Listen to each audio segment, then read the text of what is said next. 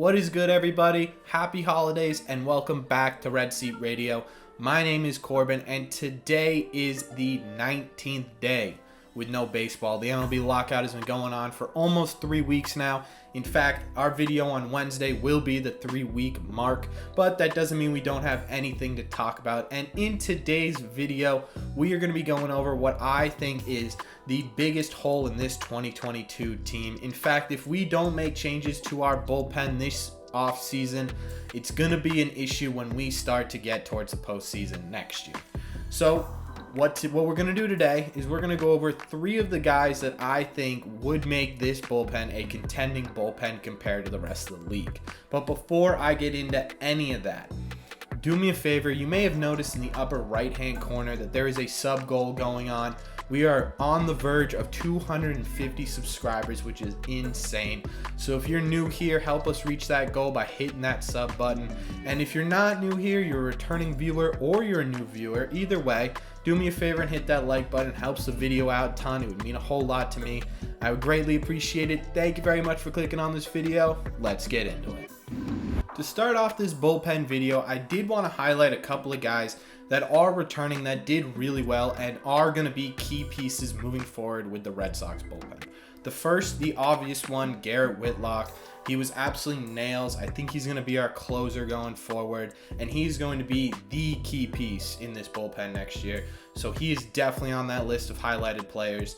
The second player being Ryan Brazier. I know he was hurt most of the season, but when he came back, he did really well. Less than a 2 ERA, had some fantastic outings in some big spots. So in my opinion, I think he will also be a key player. And the last key player, and I know this is going to be a little bit controversial, but I think it's Matt Barnes. I understand he had a really rough second half, but I think people got to remember he was an all-star first half of the year and someone that could come back and be at that all-star caliber play next year as well. So without Matt Barnes doing really well, that could be an issue for the bullpen. Another couple of guys I wanted to talk about were Sawamura. Sawamura is definitely really good when he's on, and it's that splitter. If that splitter does well in the first couple pitches, maybe even the first at bat, he's really good.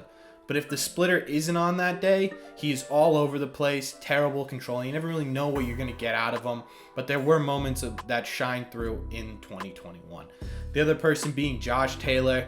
Again, he did really well in the postseason. He had a couple of big outings. Yes, there were a couple of not great outings, but he did have a couple of really big outings. So I want to throw him out there as possibly being a key piece as well. Now on to my list of the top 3 free agents that I think the Red Sox could pick up for 2022 that would make a real difference in this bullpen. Now I just got to let you guys know that this list goes from most realistic to least realistic. In fact, the last guy is more of a pipe dream for me. I don't think it's going to happen, but I had to include him on there as a free agent. The first guy I could see the Red Sox signing is Hunter Strickland. Now he's the most realistic for a couple of reasons. One, because his estimated value is at $1 million per year. I don't think the Red Sox are going to be signing any 2 or 3 4-year deals with a big name guy, get him in here for a ton of money in the bullpen. I think they're going to go after a lot of decently rated arms for a 1-2 year deal. And Hunter Strickland fits that perfectly. The other reason is because of his dependability. Over his 8-year career, Hunter Strickland has a 3.11 ERA, a whip of 1.197, and 291 Ks over 8 seasons. The reason he's so dependable is because he's had only 2 of those 8 seasons over a 4 ERA. He's stayed under 4 for most of his career. In fact, honestly, one of those seasons was only 5 games, so I don't know how much you can count that. But still, we're going to count it on this video anyways. My opinion, we need a guy who's very dependable in the bullpen. Like I said earlier, the 2 decent guys I put on there out of our entire bullpen, Josh Taylor and Sawamura, we don't really know what we're getting from them when they get out on the mound, and that's a huge issue, especially in the playoffs. Getting a guy in here like Strickland would mean dependability out of the pen, and that's something that we don't have right now and we desperately need. The second guy I want to talk about is Richard Rodriguez. He spent his 2021 season as a closer for the Pittsburgh Pirates, and he did very well. This is another guy whose estimated value is at $1 million. So we could pick him up 1 year, $1 million, and see kind of where he fits in. He was a closer for the Pirates. I think we have a closer for the Red Sox in Whitlock. So he'd be probably a setup guy. I don't see him as a middle reliever, kind of eating up innings. This would probably be an 8th inning or 7th inning type guy.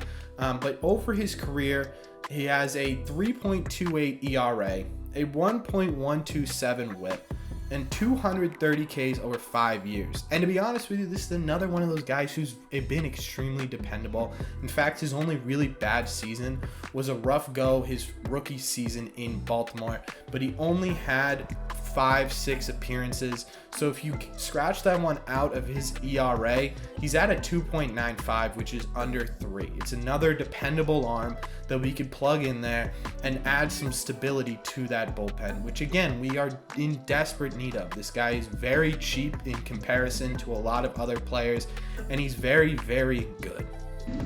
Now, this last guy, in my opinion, is the best option left out of the guys in the free agent class, and that's Kenley Jansen. He's had a career 2.37 ERA with a whip of .929 and over 1,000 strikeouts in his 12 seasons in the bigs. The big issues I have with Kenley is, first, he's gonna want a big contract in terms of relievers because of his contract with the Dodgers. He was making $10 million a year, and I would be shocked if he took anything less. Again, I said at the beginning of this video that I don't see the Red Sox spending big money on a reliever for an extended period of time. That leads me to my other point.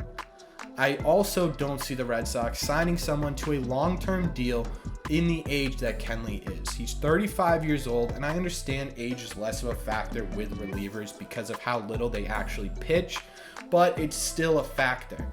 I don't know if he can keep up this longevity of being such a good closer for so long, and that could be a big issue going forward. So in my opinion, Kenley is not going to be on the Red Sox anytime soon, but I had to put him in here because he was the best option in free agency. Let me know in the comment section down below. Do you think we have a shot at getting Kenley Jansen? Do you think Chaim Bloom is the type of person to do that? Is there anybody that I'm missing? Am I missing a certain reliever that you guys think is a deadlock for the Red Sox? Let me know all of that down below. And again, you guys see the sub goal in the upper right hand corner. If you have not already and you made it all the way through this video, do me a favor, hit that subscribe button. We are getting very close to 250. And if you've made it all the way through this video and have not liked it yet, please do me a favor and do that as well. I want to thank you guys very much for taking the time to watch this video, and I will see you in the next one.